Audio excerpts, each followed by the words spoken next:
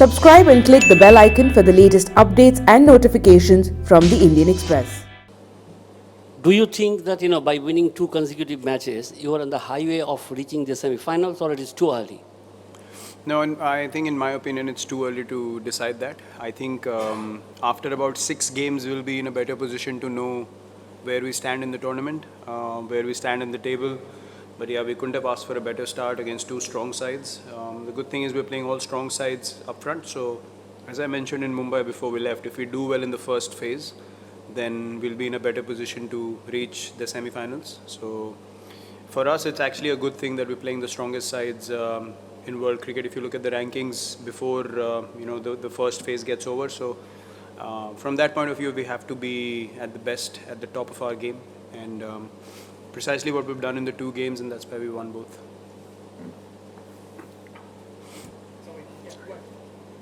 Virat, when you were out there batting, the crowd was giving Steve Smith a hard time. You seemed to be gesturing to try and get them to perhaps treat him a little differently. Can you just talk us through why you did that and how you saw it? Look, I think what's happened has happened like long back. The guy is back, he's trying to play well for his side. Even in the IPL, I saw him. It's not good to see someone down like that, to be honest. I mean, we've had issues in the past. We've had a few arguments on the field, but you don't want to see a guy, feeling that heat every time he goes out to play. I mean, what's happened has happened. Everyone's known that. He's come back. He's worked hard. He's playing well for his side now. So because there's so many Indian fans here, I just didn't want them to set a bad example, to be honest, because he didn't do anything to be booed, in my opinion. He's just playing cricket. I mean, he was just standing there, and I felt bad because if I was in a position where, something had happened with me, and I had apologized, I accepted it, and I came back, and still I would get booed, I wouldn't like it either. So I just felt for him, and I told him I'm sorry for on behalf of the crowd, because I've seen that happen in a few earlier games as well, and in my opinion, that's not acceptable. Virat, considering that we had lost to almost the same Australian side 4 years ago in Sydney, do you feel extremely pleased after having today's tough match? Look, we were more motivated to win today because of the fact that we lost the series in India, being 2-0 up, and there was no Mitchell Starc either. So him coming in makes their bowling lineup even stronger. So I think we had to be at the top of our game, as I said, and couldn't have asked for a better game, to be honest, in all 3 departments. Set the tone the way we wanted to with the bat up front, getting a very good opening partnership. I got runs, Hardik played outstandingly well, MS played his role perfectly, KL just struck the ball so beautifully.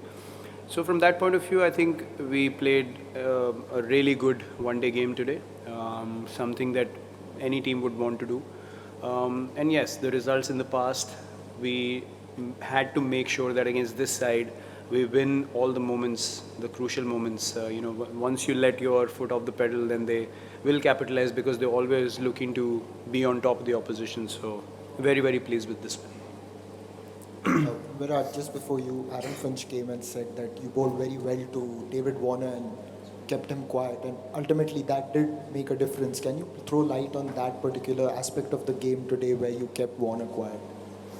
Well, we sort of felt like they were a bit hesitant in going for the boundary option. So the communication was very simple: bowl, at good lengths, but within the stumps, and pitch it up.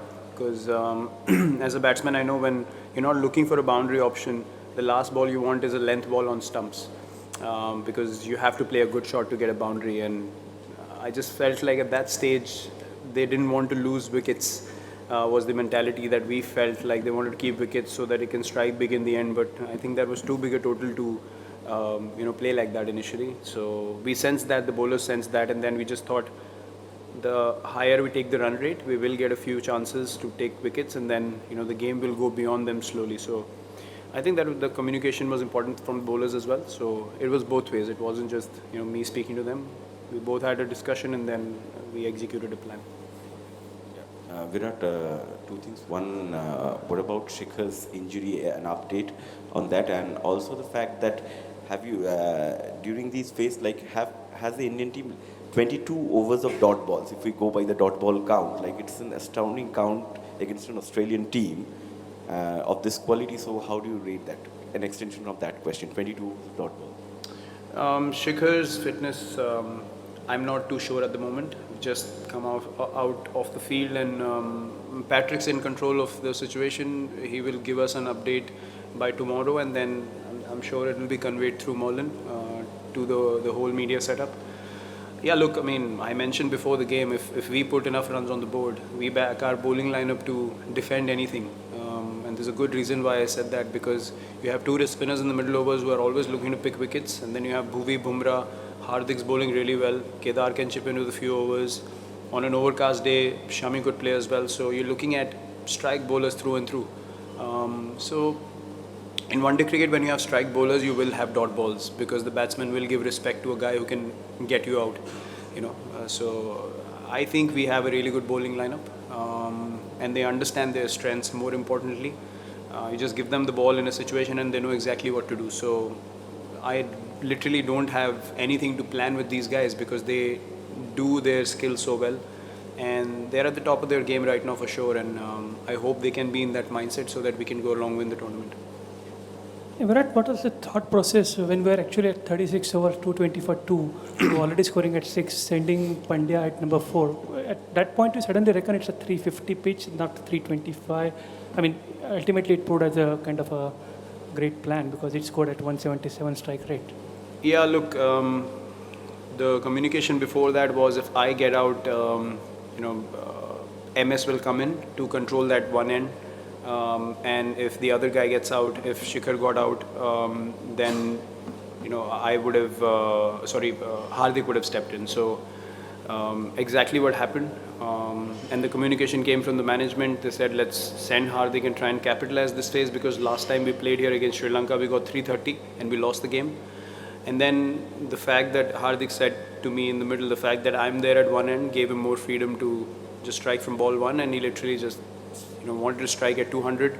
That was his plan, and then MS came in and he did the same job beautifully. So yeah, I think that's where management and that communication is very important also. They understood that this is a phase where we could get those extra runs, and they just sent Hardik, and I think that was a really, really good plan. Right, we saw another incident of the bails not coming off when the stumps got hit today. You might have got David Warner out a bit earlier. Is it something that needs to be looked at with those bails? Definitely. I mean, this is not something which you expect at the international level. I think with the technology is great. I mean, the lights come on, and it's very precise when you actually make something happen with the stumps. But you literally have to smash the stumps really hard. And I'm saying that as a batsman. I mean, if I see something happening like that, I'd be very surprised also. And these are fast bowlers. I mean, these are not, your medium pace bowlers. So I don't know. And MS said we checked the stump hole as well. The stump was not knocked in very hard. It was actually loose. So I don't know what's actually wrong with the stump. The outer coating of the stump, I have no idea what's going on due to the lights coming on. If the stump is too thick or too rigid, or I have no idea. But I'm sure no team would like seeing stuff like that, when you actually bowl a good ball and then you don't get the guy out, the ball hits the stump and the lights don't come on, or the lights come on and the bail comes back onto the stump. I mean, I haven't seen that happen so many times in the past. You actually didn't even shift gears in your knock. You kept playing at the tempo and you still got what you got. But was there any temptation, any thought somewhere in the mind that should I step up more than I'm doing? And secondly, considering how well Shami bowled in the IPL. Okay. Yeah, that thought did come to my mind.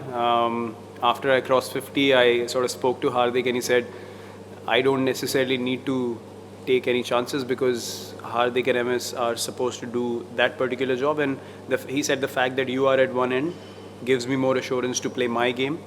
So I had to take responsibility of holding an end, but still maintaining tempo, knocking the ball around. And then in the last 5-6 overs, I think I played about 6 balls. So I would play 1 ball in 3 overs, and that was also a single immediately. So as a batsman, you can't really get rhythm after a while.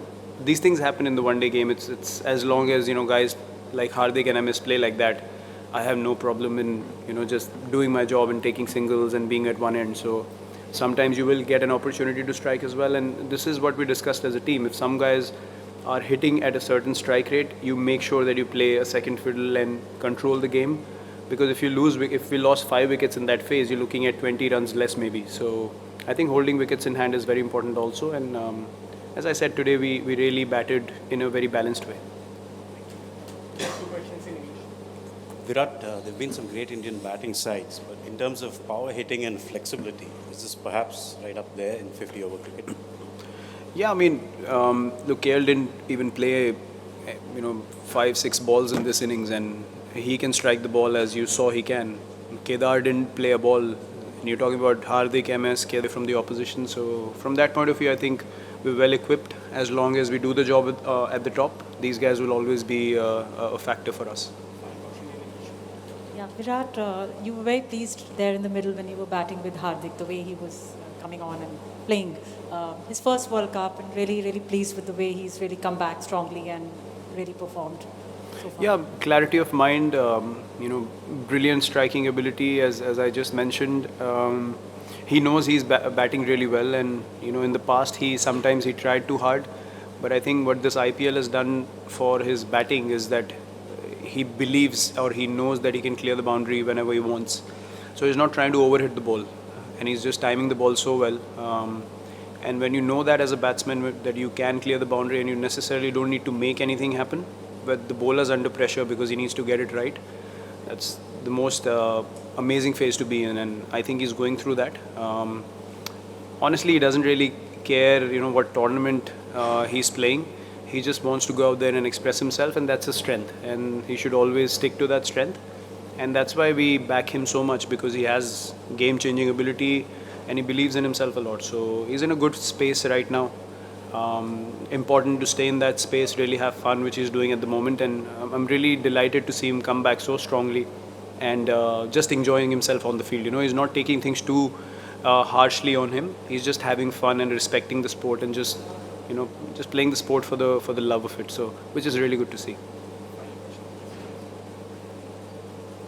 Virat, ये शिखर की अगर बात करें तो बड़ा stage, बड़ा match, बड़ा inning, ये बड़े बड़े लोग बड़ी बड़ी बातें क्या चेक नहीं, बहुत सर, अगर आप दोनों को ही देखें, रोहित और शिखर, उनका जो आईसीसी टूर्नामेंट्स में रिकॉर्ड है और बड़ी टीमों के अगेंस्ट जो रिकॉर्ड है वो आउटस्टैंडिंग है। और एक रीज़न है कि आप अगर 2013 से अब तक देखें तो एक ही ओपनिंग पेयर चल रहा है।